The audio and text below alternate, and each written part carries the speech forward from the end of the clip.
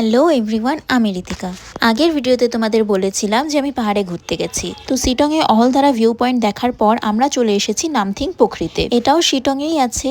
আর আমরা ভেতরে জঙ্গলে গেছিলাম, এখানে পুরোটা পাইন ফরেস্ট, খুব ভালো লাগছিল। আর আগের ভিডিওতে তোমাদের বলেছিলাম যে ওখানে একটু বৃষ্টি বৃষ্টি ওয়েদার ছিল। তো আমরা ফরেস্টের খুব বেশি ভেতরে যাইনি, কিছুক্ষণ এগিয়ে ওখানে ফটো ভিডিও তুলে আবার চলে এসেছি। আর বাইরেই কতগুলো দোকান ছিল, তো সেখান থেকে আমরা টুকটাক জিনিসপত্র কিনেছি। আর ফরেস্টে ঢোকার আগে এখানে হনুমানজির খুব সুন্দর একটা মূর্তি ছিল। তো নামথিং পোখরি ভিজিট করে নেওয়ার পর আমরা সেখান থেকে বেরিয়ে পড়লাম। আর এখন আমরা পাহাড়ের থেকে নিচে নামছি।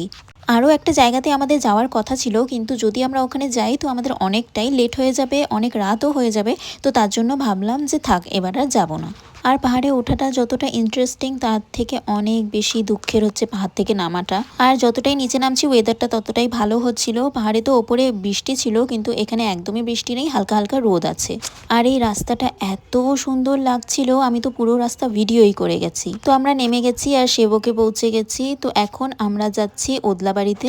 ওখানে খুব ভালো একটা হোটেল আছে, তো আমরা ওখানে গিয়েই খাবো ভাবলাম। তাই আমরা কোনো রাইস আইটেম নিইনি, সবাই নিয়েছিল নান, বাট আমি নিয়েছি রুটি আর সাথে ছিল চিকেনের একটা আইটেম। সেখান থেকে খাবার সেরে আমরা চলে এসেছিলাম গাজলডোবাতে। দেন গাজলডোবা হয়ে আমরা চলে আসি জলপাইগুড়িতে। তো অনেক দিন পর যেহেতু ঘুরতে গেছি, ভীষণ ভালো কাটলো দিনটা। আজকের জন্য এটুকুই, দেখা হচ্ছে পরের ভিডিওতে। বাই।